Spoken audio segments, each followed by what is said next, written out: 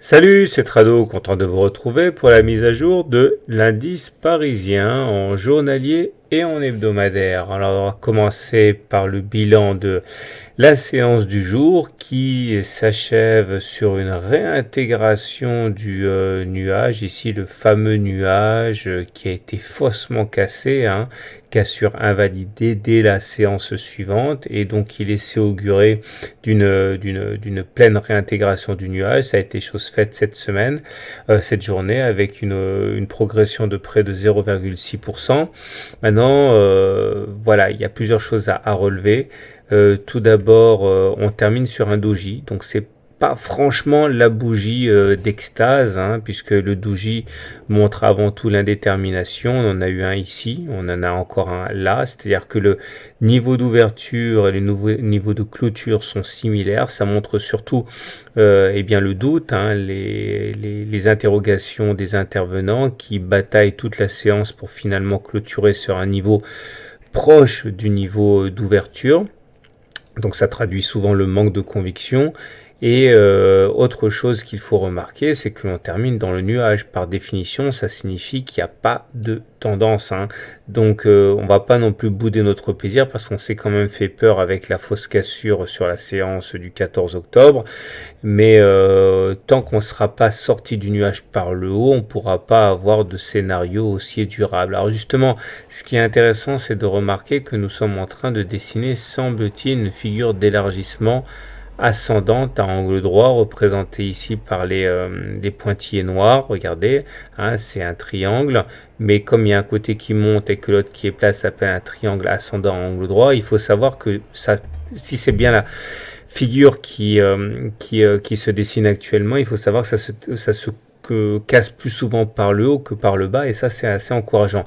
Bon, à mon avis c'est un petit peu précoce, donc j'envisage tout à fait que l'on puisse faire au moins une autre rotation partielle, ce sera assez classique pour être un petit peu dans les clous par rapport à ce qui se fait d'habitude, et il demeure que au bout du bout, normalement c'est censé casser par le haut. Maintenant, il y a plusieurs choses qui militent dans la non-cassure immédiate de la figure, c'est que regardez, la moyenne mobile à 20 jours, elle est là.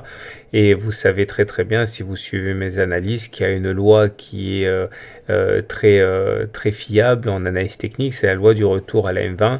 Là, ça fait quand même pas mal de temps qu'on n'est pas venu chercher la M20 et il va falloir y aller à un moment ou à un autre. Est-ce qu'on va sortir, est-ce qu'on va s'extirper du triangle avant d'aller chercher la M20?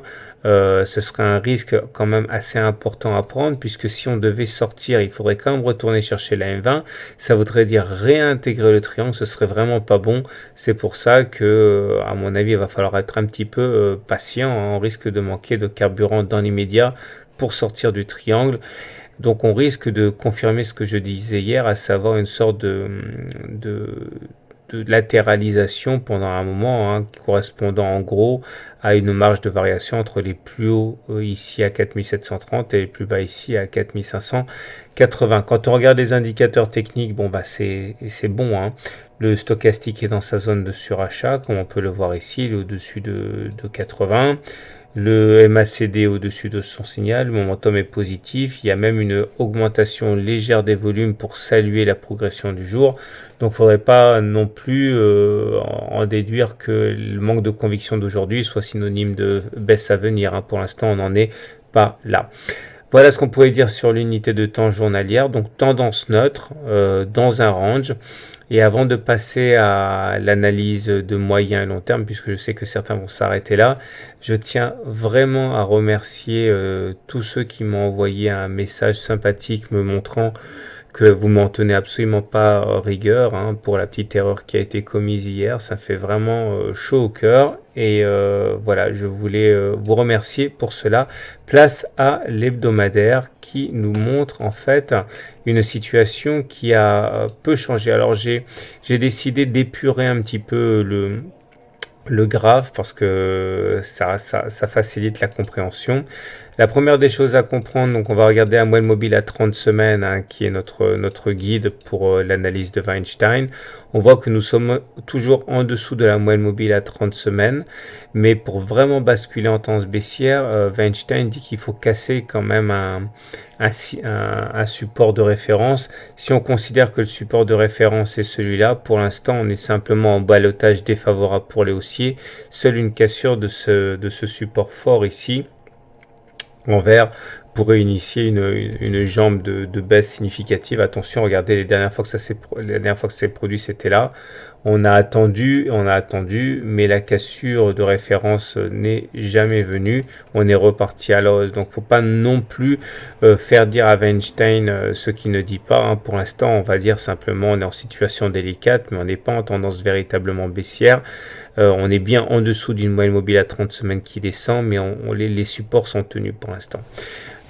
C'est confirmé en quelque sorte par l'analyse Ishimoku, puisque nous sommes dans le nuage ici, ça veut dire sans tendance. Si on devait s'extirper par le haut du nuage au-dessus des 4840, il faudrait encore que la lagging span passe au-dessus des courbes pour avoir le signal haussier. On n'y est pas, donc il ne faut pas non plus s'emballer. On n'est pas en tendance haussière, on n'est pas en tendance baissière, on est globalement en tendance neutre. Et quand on regarde la théorie de dos, c'est-à-dire les pics et les creux, alors j'ai un petit peu redessiné le graphe par rapport à la dernière fois pour avoir des vagues qui sont un petit peu plus lisibles. On voit que les pics sont toujours descendants et que les creux sont toujours descendants aussi. Donc au regard de la simple théorie de dos, on est plutôt en tendance baissière, mais globalement vous aurez compris qu'il n'y a pas consensus au niveau des systèmes de tendance. Ça veut dire ce que ça veut dire, à savoir donc que la tendance elle est mitigée tout simplement. En mensuel, c'est un petit peu plus clair. Là, ce qui nous intéresse, c'est de prendre la moyenne mobile à 20 mois parce que c'est généralement celle qui est suivie. Et là, on voit qu'elle est justement très travaillée, cette moyenne mobile à 20 mois. On n'est que le 16 octobre, mais on voit bien que on est au-dessus de la moyenne mobile à 20 mois. Vous voyez que cette moyenne mobile à 20 mois a été très travaillée également là. Si on prend un petit peu de recul et qu'on regarde la grande image, hein, comme disent les Américains, on voit que on est toujours à l'intérieur de ce fameux grand triangle symétrique ici. La crainte, c'est d'aller chercher le bas du triangle aux alentours de 2800, mais ça n'est jamais parvenu. Ok, ça n'est jamais arrivé tant qu'on n'était pas en dessous d'une moyenne mobile à 20 mois qui descend. Regardez, là, effectivement, on a connu une sacrée correction. On était en dessous d'une moyenne mobile à 20 mois qui descend. Là également, là pour l'instant, on est toujours en train de travailler une moyenne mobile à 20 mois qui monte. Donc il est trop tôt pour envisager un scénario catastrophe.